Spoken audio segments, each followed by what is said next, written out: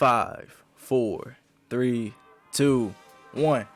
Oh, what's going on, bad bitches of the internet? Today we're talking about MultiVersus, Warner Brothers' first attempt at a platforming fighting game.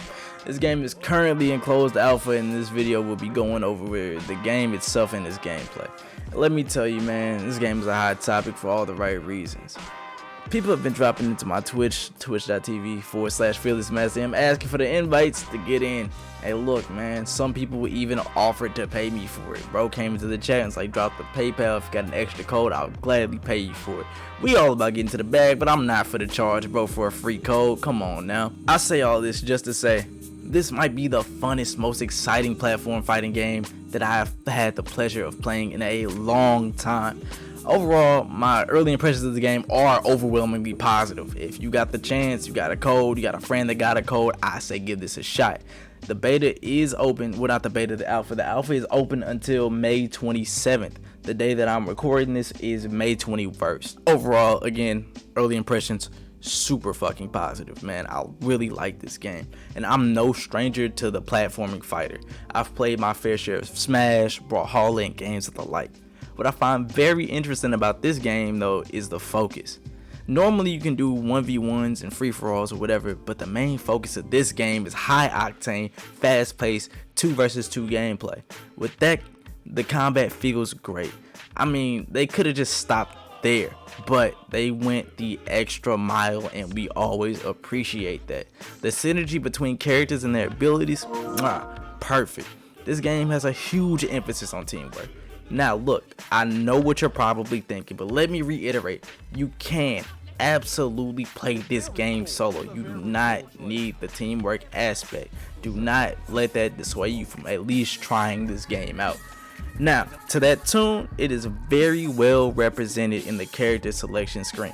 Every character has a role and responsibility. There are tanks, supports, assassin, and like really hard hitting damage dealers that are mainly used for their confirmations. So like getting those ring outs. Let's say you got a high damage Superman just roaming around and you really need that extra damage. Pick up an attack character like Shaggy or something. So like again, another example we have is, you know, Shaggy. Shaggy's a bruiser, Harley's an assassin, Superman's a tank, Steven Universe is a support. You know, you understand. Everyone tells you what they're kind of good at up front. They do a very good job explaining that when you're picking the character. There's a little symbol next to them, and it tells you right there what they're good at. Now, with that being said, let's break down some of their abilities. I'll use Steven Universe as the example. Like everyone else, Steven Universe has a wide variety of attacks. Up, down, left, right. But let's talk more specifically about his neutral special. So, by himself, his neutral special is a debuff. It'll tether the enemy and it'll apply the bubble debuff. But with an ally, you end up giving them a bubble shield that will absorb some hits. If you're looking for like that super armor playstyle, he's definitely looking like a go-to. Another example is Steven's dodge. When alone, he gains like 3 hits of armor for dodging an enemy's attack. But with a teammate, he shares those same 3 hits between himself and his ally.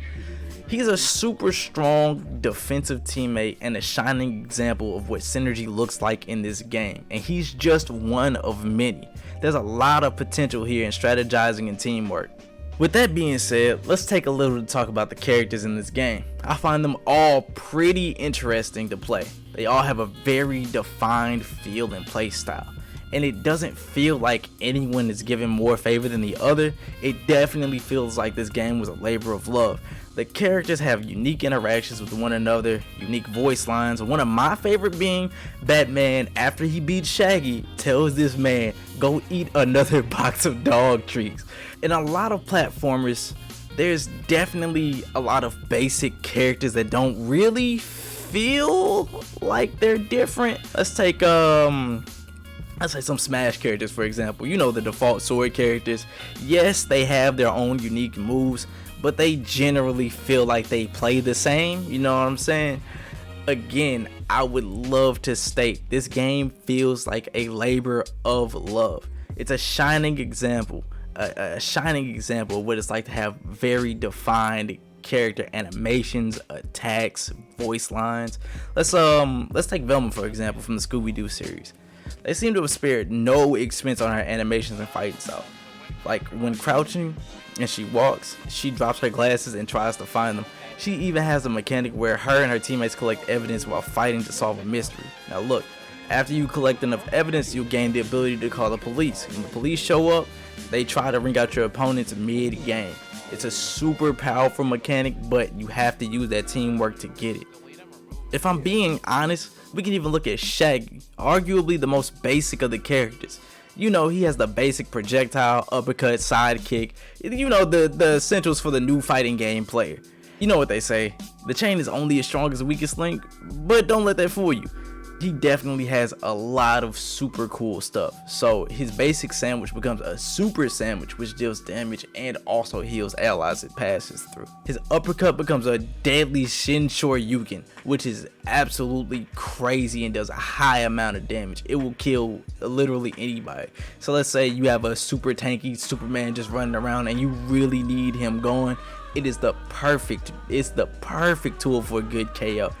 And last, his sidekick becomes a monster of a kill confirm move. Next on list is one of the most important. The online play of this game is the most enjoyable that I've had in any platform fighter. I can say that with my full chest. This is the best online I have ever had the pleasure of playing on in any platform fighter. Warner Brothers has implemented rollback netcode into this game, and they've been boasting about this the entire time. I didn't believe them at first, but man, I can gladly tell you after playing this game, it's really as good as they said it would be. It felt like I was playing offline. To me, the mark of a good online fighting game is that I forget that I'm playing online. Now look, it's not perfect. Nothing's perfect. I've had the laggy match with bad connections, but even then, I can proudly say that's only happened to me a handful of times. The other 80% felt pretty much flawless. Even in the bad matches, it never really felt unplayable. But that's just with my time playing the game. I'd be hard pressed to find somebody out here struggling with rollback. Another topic on my list is this game also has crossplay, so no matter what platform your friends are playing on, whether that be Xbox, PlayStation, PC, it doesn't really matter. You guys can still team up together and take on the world. Also, another thing that I really like about this game is its cross progression. We do not see that very often in the gaming industry. I think the only other game to do that was Genshin Impact, and I feel like this is a completely underrated feature, and I really do hope that developers and companies see this shining example of a game and follow suit. Also, it's free, so there's really no excuse for you not to check this game out. I honestly think you might add this one to the daily rotation of games. This game is really easy to play. I'd say for anybody outside wanting to get in, it's pretty self-explanatory. And also, I like how they named the training room the lab. All my fighting game OGs know exactly what's going on, and even if you're not a fighting game OG, you understand what the lab is. Get your training in. The training mode is pretty good for a platform fighter. I'm not gonna lie, they had some features in there that I was really impressed to see.